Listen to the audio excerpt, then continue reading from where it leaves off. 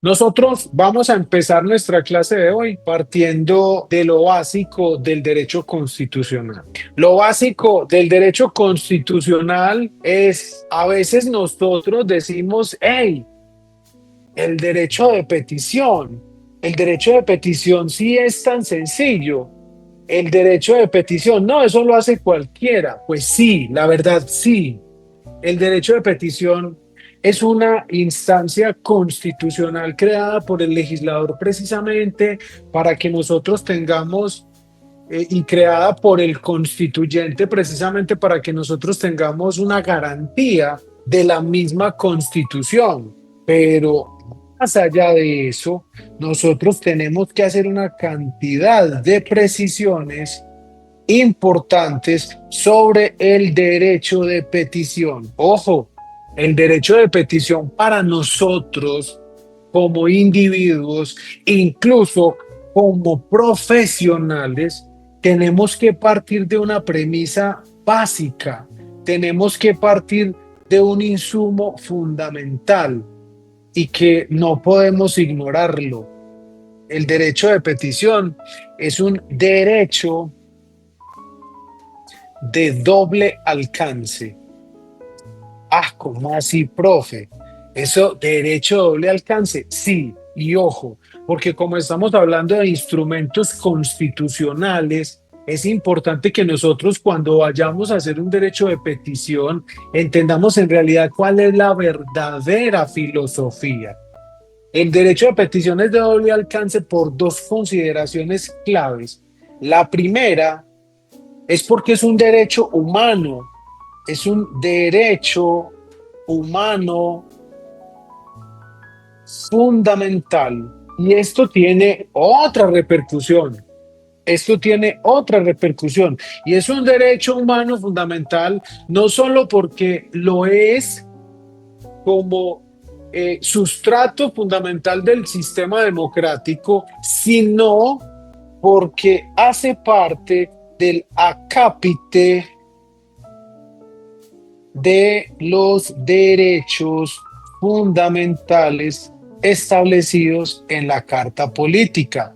Entonces, el derecho de petición tiene el primer alcance, es un derecho humano fundamental y como derecho humano fundamental tiene protección convencional. Protección convencional es en la Convención Americana de Derechos Humanos. Dicho de otro modo, cuando nosotros hacemos un derecho de petición a una autoridad administrativa, incluso a un particular, lo que estamos poniendo en funcionamiento es la cláusula internacional contenida en la Convención Americana de Derechos Humanos, donde le decimos, donde nos protege desde el punto de vista interamericano. Vea, usted puede hacerle peticiones a cualquier autoridad pública en el Pacto de San José de Costa Rica. Ojo pues, ojo, es que nosotros nos hemos llegado a mecanizar tanto con el derecho de petición a tal punto de que lo convertimos en una minuta, a tal punto de que los tramitadores le hacen plata, que hemos ignorado el verdadero significado, hemos ignorado la importancia de por qué en una democracia como la nuestra el derecho de petición viene a jugar un papel basilar para la concreción de la misma. Un derecho de petición. Rodi, Alberto, buenas noches. Buenas noches a todos. Listo, aquí van llegando, aquí los voy saludando. Entonces, ojo, como primera medida, es un derecho humano fundamental. Listo, y aquí lo tachamos. ¿Y dónde lo encontramos? Simple, en el artículo 23 de la Constitución. Y ya pues todos lo conocemos, que el derecho de petición, toda persona tiene derecho a presentar peticiones respetuosas, ojo pues, respetuosas ante las autoridades administrativas, ante las autoridades públicas, las cuales tienen el deber de responder de una manera pronta y eficaz. Uy, sí, no, eso suena muy chévere. Dice de la siguiente manera, toda persona tiene derecho a presentar peticiones como respetuosas. Ah, ¿cómo así? O sea, que está señalando un deber. Es un derecho, pero señala un deber. Y entonces uno con frecuencia ve derechos de petición. Dice que, alcalde, usted que se está robando el pueblo, hágame el favor y me entrega copia del contrato tal. Y el alcalde le dice, a que no te lo entrego, porque es que la Constitución dice que vos tenés derecho a acceder a la información, pero la Constitución te impone un deber, que ese derecho se ejerce con respeto. Claro, alcalde, como, quién sabe usted cómo ganó las elecciones de raro. Raro es que esté administrando bien. Entonces, en ese orden de día necesito que me entregue la copia de todas las órdenes de pago que realizaron en el último trimestre. A que no, te dice el alcalde. A que no te la entrego, porque como todo derecho en su ejercicio trae consigo de manera recíproca el ejercicio de unos deberes. Y el deber es que tiene que ser respetuoso. Y lo dice la misma Constitución. Tienen derecho a presentar peticiones respetuosas a las autoridades públicas por motivos de interés general o por motivos de interés particular y a obtener pronta resolución. Dicho de otro modo, a obtener una respuesta. Oh, sorpresa, el derecho de petición es aquel derecho por el que más se presentan acciones de tutelas en Colombia, dicho por la analítica de datos de la Corte Constitucional. Ojo, es un derecho que no es absoluto. Ojo, pues les voy a poner aquí, este derecho no es absoluto. Y con esto partimos de otra premisa, y es que los derechos fundamentales no son absolutos por regla general. ¿Por qué? Porque si el legislador le impone límites, el legislador le impone unos límites, y como esos límites son precisamente para que el ejercicio de ese derecho tenga unas cargas de seriedad, tenga unas cargas propias que redunden en la legalidad. Es decir, el ejercicio de los derechos en nuestra democracia tienen una carga de obligación, de deberes. Y ojo, miren lo que dice el 23. Profe, ¿verdad usted nos hizo comprar este diplomado para leernos el 23? No, no solo el 23. Vamos a empelotar la ley estatutaria del derecho de petición para que se asombren de cosas, y los que son abogados, que creen que de pronto van a perder el tiempo, digan, hijo de pucha, estábamos automatizados en el ejercicio del derecho de petición. Estábamos automatizados. El legislador puede reglamentar el ejercicio del derecho, puede reglamentar e imponer límites, incluso va a decir cómo es que se realizan derechos de petición ante particulares. Entonces, ojo pues, es un derecho humano fundamental, pero tiene otro alcance. Es un derecho social. Ay, huepucha, ¿cómo así? ¿Cómo les parece que a nosotros nos enseñaron que los derechos de primera, segunda, tercera y cuarta generación, que esa denominación viene siendo muy revaluada? Ya se habla de derechos humanos, políticos, derechos sociales, económicos, culturales. Pues, ¿cómo les parece que la Constitución Política de Colombia nos trae a nosotros, dice que el derecho de petición, además de ser un derecho humano fundamental, nos dice que es un derecho social? ¿Y por qué es un derecho social? Porque, pues, así como el derecho de petición lo encontramos en el acápite de los derechos fundamentales, nosotros en el artículo 74 de la Constitución, en el artículo 74 superior, el derecho fundamental no es absoluto cuando por cargas del legislador pueden establecerse límites. Y vamos a ver, por ejemplo, cómo el derecho de petición tiene un límite, y es que tiene que ser respetuoso. Vamos a ver otro límite, y es que no puede ser reiterativo. Vamos a ver otro límite, y es que no puede ser oscuro, ambiguo o confuso. Vamos a ver otro límite y es que no toda la información que yo solicite me la pueden entregar. Por ejemplo, en casos de reserva.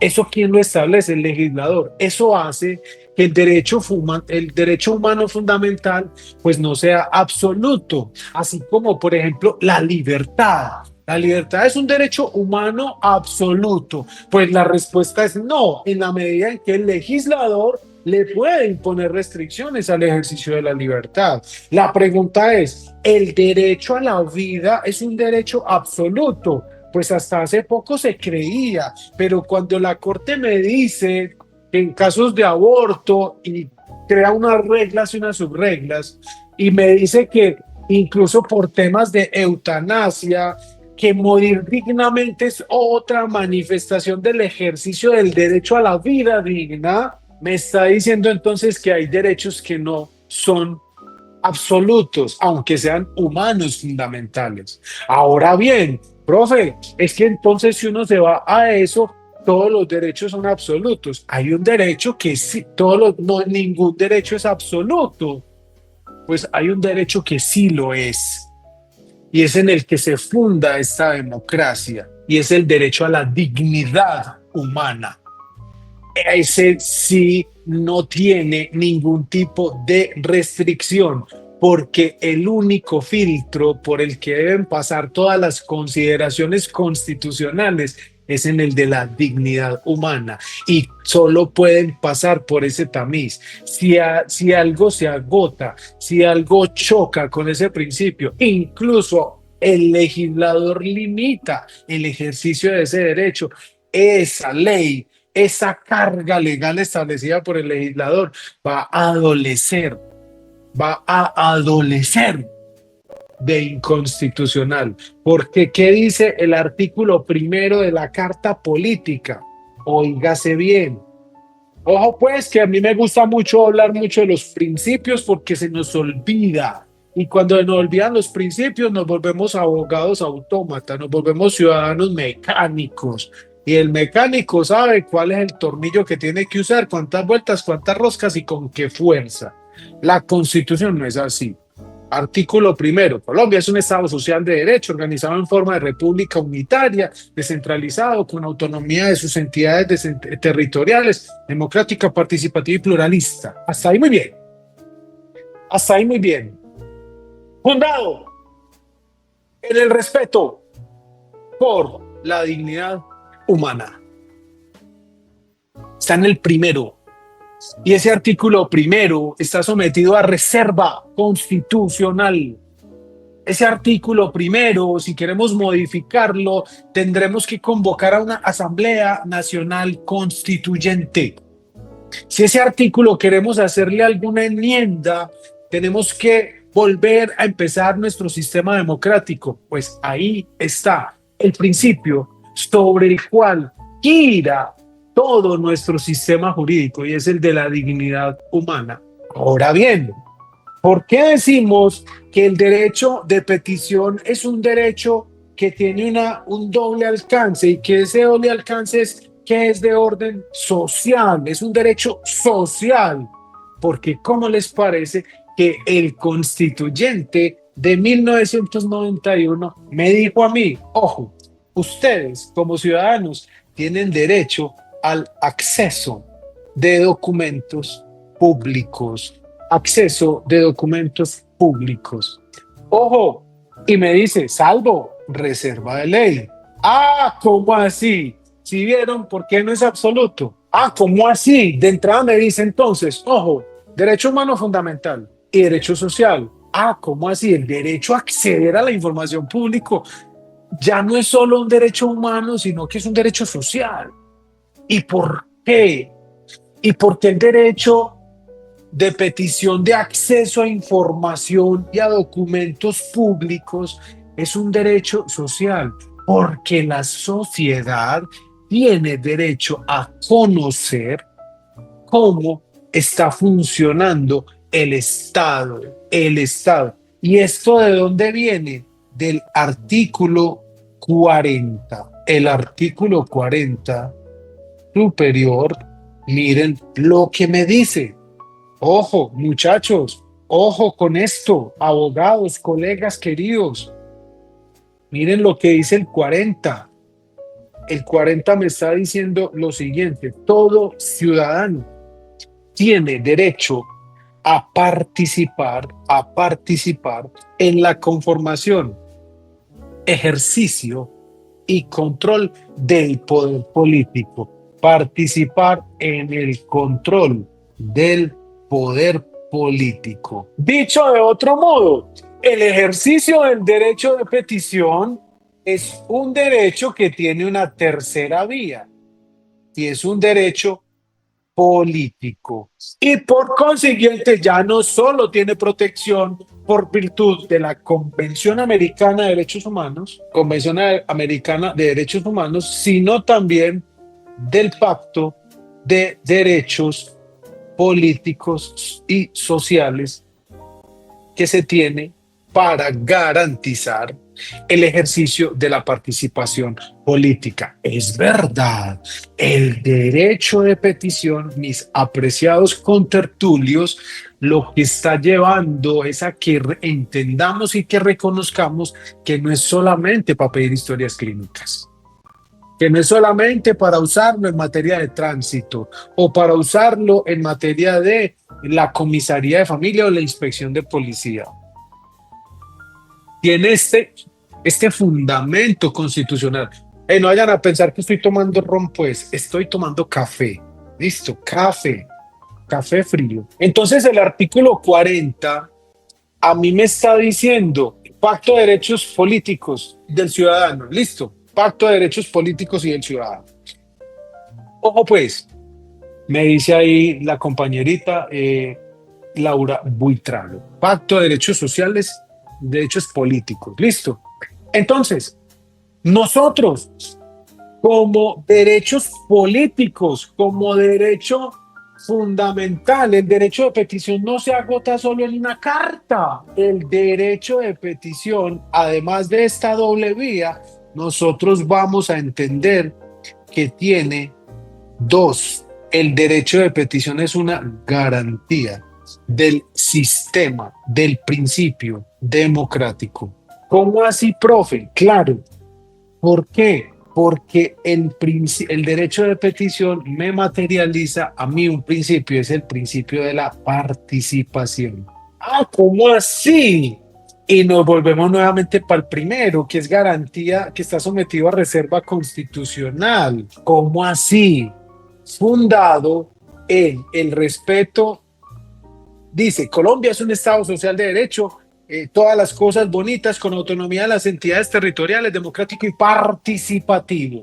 Ah, entonces el derecho de petición materializa el artículo primero de la Constitución. Dicho de otro modo, el derecho de petición es consustancial al Estado social de derecho. Miren, ¿cómo nos damos cuenta nosotros que una sociedad empieza a caminar para atrás? Cuando se le limita a sus ciudadanos la garantía de participar, de acceder a información pública, cuando se le limitan a los ciudadanos la posibilidad de que conozca el funcionamiento del Estado. Y para eso es el derecho de petición, es consustancial. Entonces, muchachos, es muy grave cuando una autoridad administrativa no responde un derecho de petición. Es absolutamente grave. ¿Por qué? Porque está afectando la médula espinal del Estado social de derecho. Y ese Estado social de derecho, algunos despachos dicen que el derecho de petición no les aplica a ellos. Pues entonces, Freddy Bejarano, apreciado contertulio, fíjese usted lo que vamos a leer en el 23. Es que ellos pueden decir hasta misa. Toda persona tiene derecho de presentar peticiones respetuosas a las autoridades. ¿Quiénes son autoridades? ¿Quiénes son autoridades? Todas aquellas personas que ejercen una potestad del Estado, una potestad pública, una prerrogativa constitucional. ¿Quiénes ejercen autoridad? Todas aquellas personas que representan a cualquiera de los órganos de control, de los órganos del Estado, de las ramas del poder público, de sus órganos autónomos, de sus órganos de control.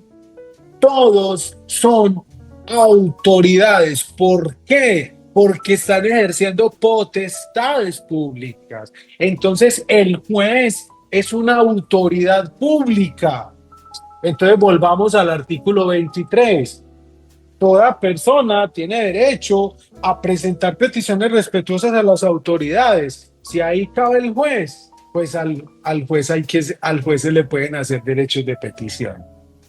Y qué bueno conocer alguna resolución o alguna respuesta donde nos digan que al juez no se le pueden presentar derechos de petición. Yo sí quisiera verla y compártanosla. Listo. Es que yo no puedo usar el derecho de petición para decirle a un juez que me acaba de decretar una medida cautelar que entonces él debe y ya me resolvió que se mantiene la medida cautelar y yo simplemente decir que me lo aclare a través de un derecho de petición. ¿Cuál es la respuesta a ese derecho de petición? La respuesta es: las medidas cautelares se resuelven mediante autos y sentencias. El derecho de petición no es el medio idóneo para solicitar aclaración de autos que decretan medidas cautelares. Ahí no le están violando el derecho de petición, ahí le están respondiendo. Ojo, respuesta de fondo no es respuesta positiva. Respuesta de fondo no es respuesta donde accede a la petición. Respuesta de fondo es una respuesta en derecho que corresponda a lo que se está pidiendo.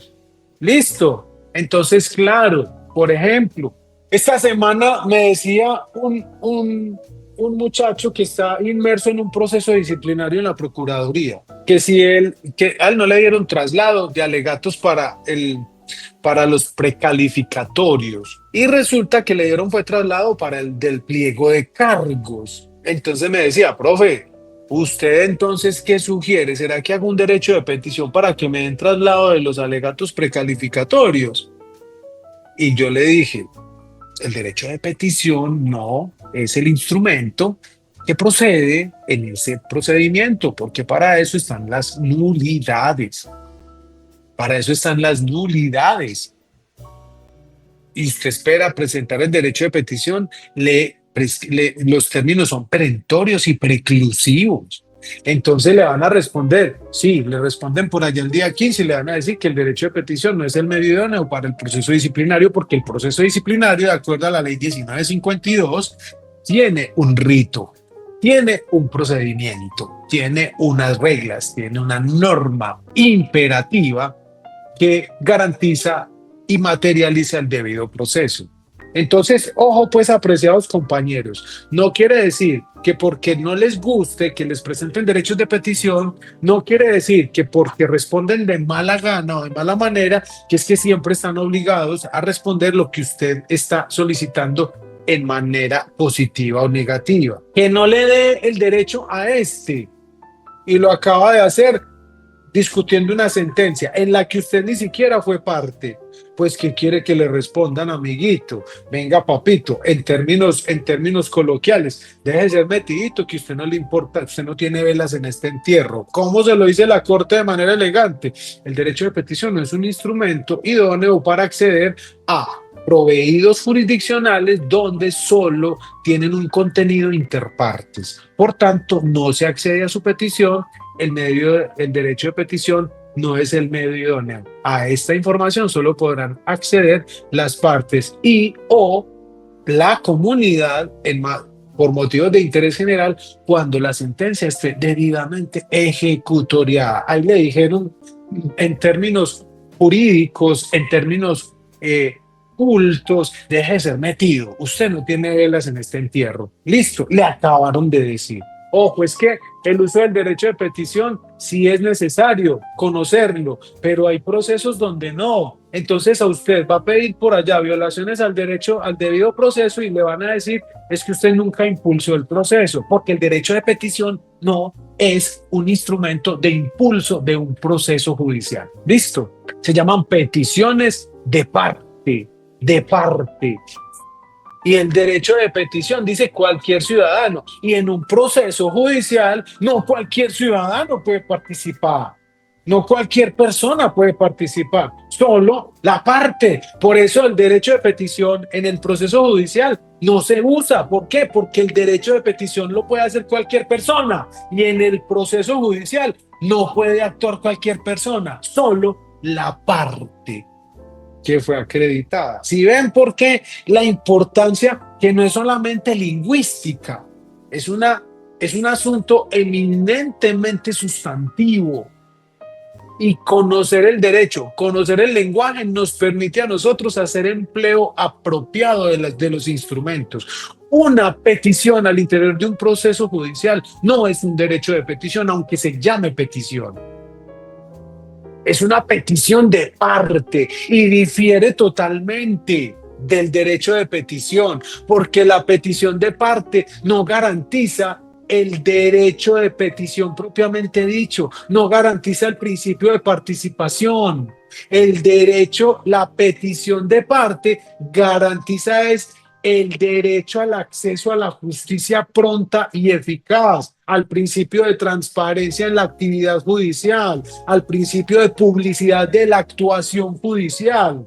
Y el principio de publicidad no es porque sea para todos, el principio de publicidad es para las partes. ¿Sí ven la diferencia, muchachos? Ojo, entonces, el derecho de petición es consustancial al Estado social de derecho. Ojo, otra tercera idea, apreciados contertulios, otra tercera idea, materializa los fines esenciales. Miren, cuando ustedes hacen un derecho de petición y no se lo responden, están violando el artículo 2 de la Constitución en esa entidad.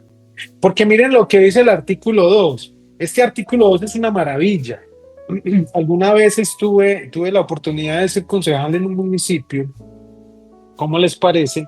Y pues yo bien gomoso estudiando el derecho, yo que estudio la Constitución, no sé, como desde el 2003, la estudio. Entonces, pues el artículo que a mí me marcó la vida para meterme al derecho público fue el artículo 2. Y dice, son fines esenciales del Estado: servir a la comunidad, promover la prosperidad general, garantizar la efectividad de los principios, derechos y deberes consagrados en la Constitución, facilitar la participación de todos en las decisiones que los afectan y en la vida económica, política, administrativa y cultural de la nación, defender la independencia nacional, mantener la integridad territorial y asegurar la convivencia pacífica y la vigencia de un orden justo. ¡Ey! ¿Cómo así, hombre? ¿Y qué tiene que ver eso con el artículo 2? ¿Y qué tiene que ver eso con el derecho de petición?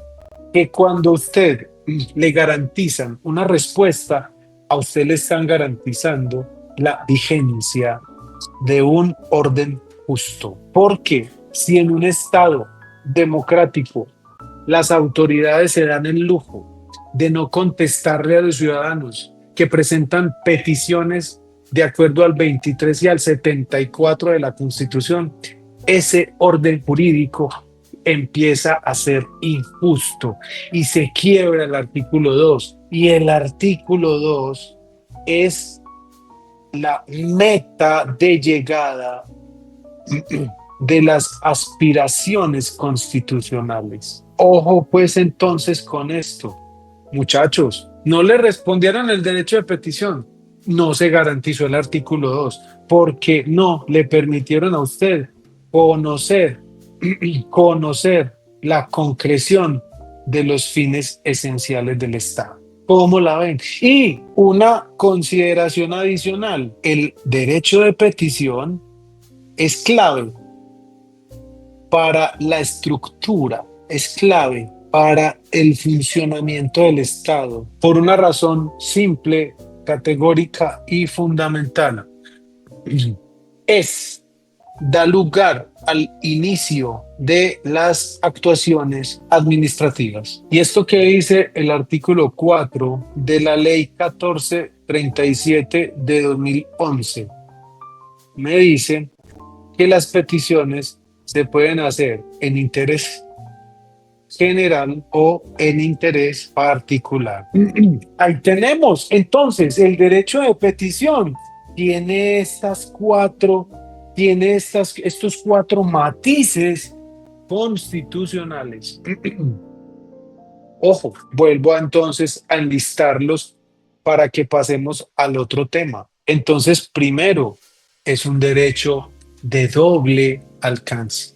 Es un derecho que tiene un alcance como derecho humano fundamental, como derecho social y que como derecho social me dice que tiene otro subalcance y es la concreción a un derecho político.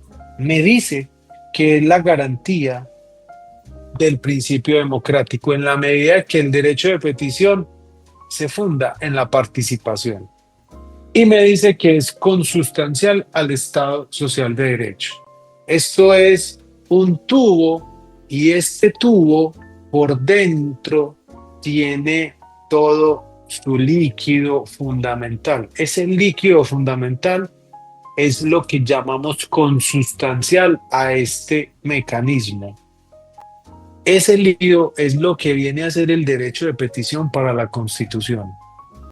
La Constitución es el mecanismo y el derecho de petición va por la mitad como elemento consustancial a este mecanismo. Listo. Materializa los fines esenciales del Estado. Materializa los fines esenciales del Estado. Y es clave para el funcionamiento del Estado. ¿Por qué? Porque a través de esto inician las actuaciones administrativas. Listo. El derecho al ejercicio de la libre locomoción será absoluto o relativo. Jorge Alberto dice que es relativo, Adriana Sujei Molina dice que es relativo. ¿Y por qué es relativo? Porque el ejercicio de la libre locomoción pues puede llegar a ser, no existirían, por ejemplo, un peaje. Por ejemplo, no existirían puestos de control. Por ejemplo, no te inmovilizarían el vehículo. Peor aún, no te dirían, venga, usted tiene una orden de captura. Usted está citado, requerido por tal autoridad judicial. Ah, ya, es relativo. El derecho a la libertad es relativo. Se permite el tránsito libre por el espacio público. Sí, cómo no, cómo no. Sobre todo yo puedo circular libremente por todas las vías. No, por las vías privadas pues está bien, está prohibido, pero sobre todo yo puedo caminar por una vía pública cuando me dé la gana. Sobre todo usted se va a ir a meter por un destacamento militar, por ejemplo, estamos en acuartelamiento de primer grado porque la escalada de violencia nos tiene a nosotros jodidos y entonces en la cuarta brigada en Medellín, que está sobre la calle Colombia, una de las vías principales de Medellín, entonces cierran la avenida Colombia para que usted no pase y ese espacio público. Le están limitando el derecho a la libre locomoción. ¿Y por qué le están limitando? Porque la libertad de locomoción es un derecho relativo. Es un derecho relativo. Entonces esto es lo que nosotros vamos a tener en cuenta como esas consideraciones preliminares constitucionales. Así es, Adriana. Consideraciones preliminares constitucionales en el ejercicio del derecho de petición. Listo. Y esta diapositiva, si se quiere llamar así, esta pizarra, el tablero, yo se los voy a compartir. Yo se los voy a prestar. El derecho a la intimidad, aunque es un derecho fundamental, resulta ser relativo toda vez que admite variadas limitaciones. Así es clarísimo lo que dices. Listo.